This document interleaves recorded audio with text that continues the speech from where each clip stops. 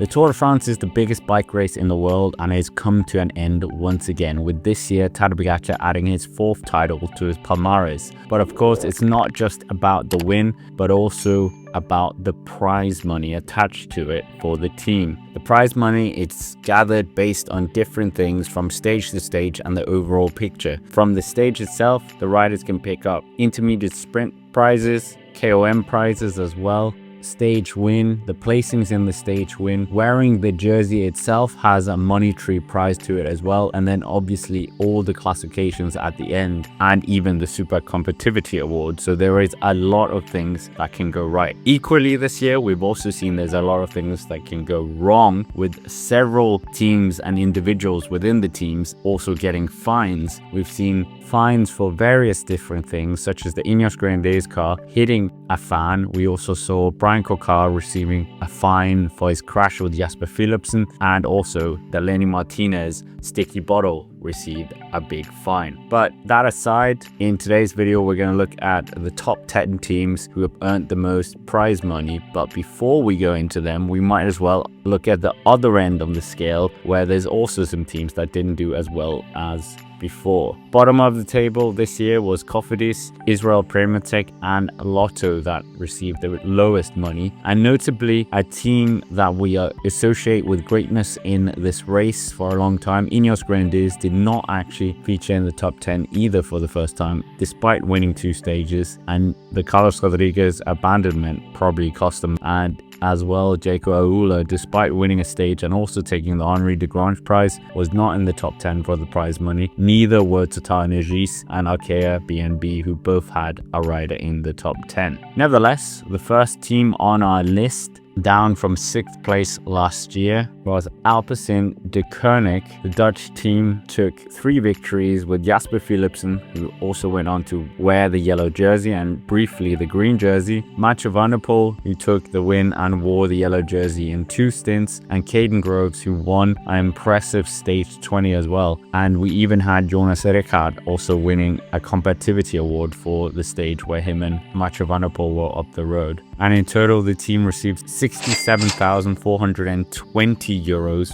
And when we look at the breakdown of this, most of it is attributed to Mathieu van der Poel, who took 28,270, with Caden Groves being second highest, 18,010 euros, and Jasper Philipsen, despite being very briefly in the race, 12,100 euros for him.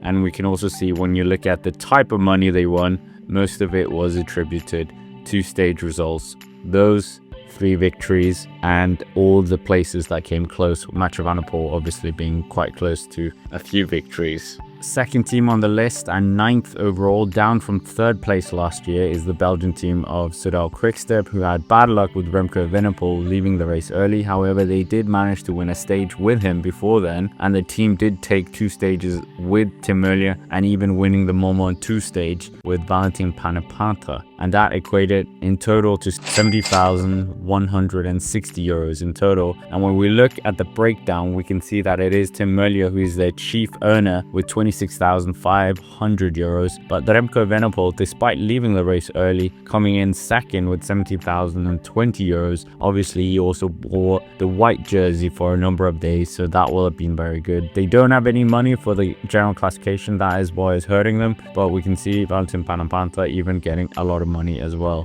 So not bad for them. And they even had Valentin Panepanta 6th in the mountains classification, so that also was a bit of the money attributed for that. Next, we have the best pro continental team in the rankings, and again this is Uno X, who finished the same spot last year. And Uno X took a lot of attention this year as well. They managed to finish 3rd on the opening stage with Søren Vandsholt. They took a stage win as well in a heroic fashion with Jonas Abrahamsen, and Tobias Halle Johannessen was very consistent in the GC and managed to stay within the top 10 and finishing 7th. So that meant, when we looked at the breakdown, obviously Tobias Halle Johannessen and Jonas Abrahamsen were the 2 cheap cards in terms getting them prize money, and Søren Vandsholt 4,300 there, but very close between the 2 top Norwegians. And when we break down the earnings, we can see that most of it does come from the final GC results at 29,000, mostly attributed to Tobias Halle Johannessen. Seventh on the list is EF Education EasyPost with a total sum of 78,530 euros. This team might have not had the biggest ambitions going into this, but they well and truly delivered with a stage win, a stint in the yellow jersey, and the Super Competitivity Award, all with Ben Healy, and even managing to get him inside the top 10 and almost winning the Mont Ventoux stage. And in total, that meant a lot of prize money from them, 20,000 just for the Super Competitivity Award, and in total,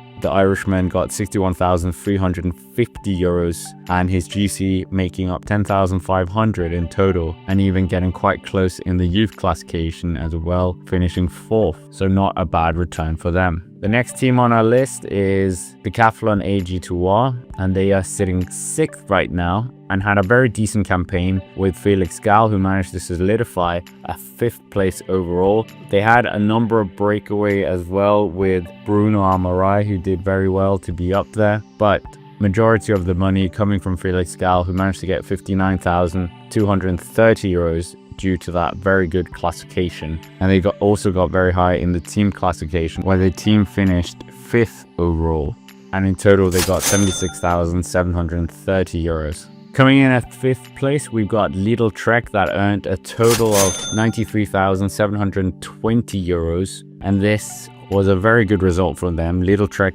taking the green jersey and winning 2 stages with Jonathan Milan and plenty of intermediate sprints as well. Unsurprisingly, when we look at the breakdown, we can see that Jonathan Milan is responsible for 76,300 euros in total. Quinn Simmons up there as well, 8,450 euros for him, but most of the other team not really contributing to that. But we can see Tom Squint, Kunzoni and Edward Turns getting that mandatory 1,000 euros for just finishing the race as well. Coming in number 4, we have maybe the surprise package of this list, and that is Team Picnic Postinel, who managed to get an 4th place overall and also being up there in the youth classification, finishing 2nd, and in the sprints also getting several results with Pavel Bittner and Tobias Lund Andreasen, and that meant that in total they got 116,830 euros, and most of that being attributed to Oscar Onley, who got 95,870 euros in total. Frank Mandenbroek 2nd with 7,000, Tobias Lund Andreasen 5,590 euros, so a very impressive haul by the team. Now coming into the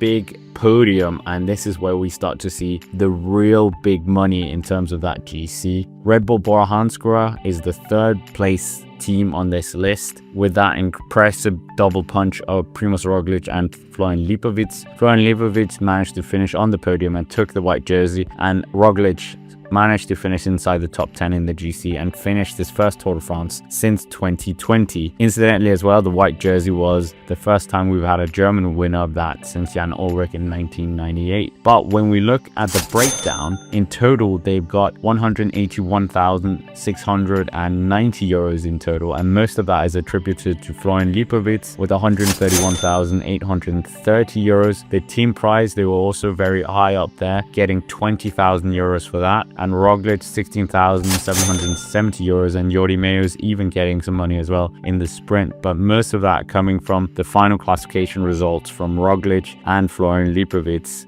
and even that team classification, and being up there winning that youth classification, the white jersey, which had a lot of money to it as well, 20,000 there, so that is quite impressive. Nevertheless, moving on, 2nd on our list is Team Visma Lease a Bike, who are certainly a team with a very animated team in this year's Tour de France, and they came away with 2 stage wins from Simon Yates and Wout van Aert. Simon Yates, who won the Giro d'Italia this year, and incidentally we also did a team prize breakdown on that race, and Wout van Aert, who won a very great victory on the final modified Champs-Élysées stage. Plus they got on the podium with Jonas Vingegaard and even won the team classification overall, and that meant that in total the team would be taking home 367,550 euros, and most of that attributed to Jonas Vingegaard, 257,120 euros, and getting him at 50,000 for the team classification. Wout van Aert 23,170 euros, and Simon Yates even taking 15,530 euros. So very, very good by the team,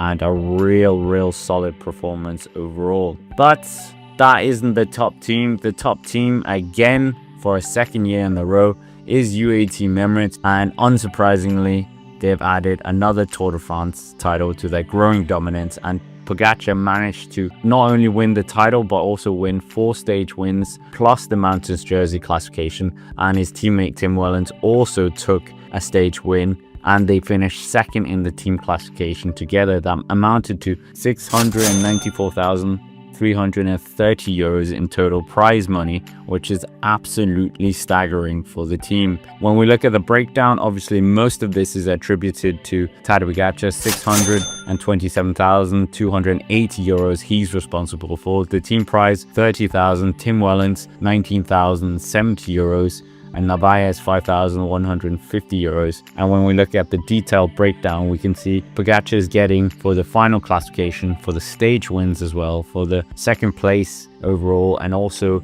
the Mountains jersey, he gets the money prize for that. And on top of that, wearing all the different jerseys and the different times, sometimes he was wearing 3 jerseys, he gets prize money for all that as well. So quite an impressive haul from UAE Team Emirates. And it is a huge amount of money. Most of the money normally gets split between the teammates of the winner, so Pogacar might not see any of this money, and it's actually not that much money compared to the amount of effort that these riders do for 3 weeks.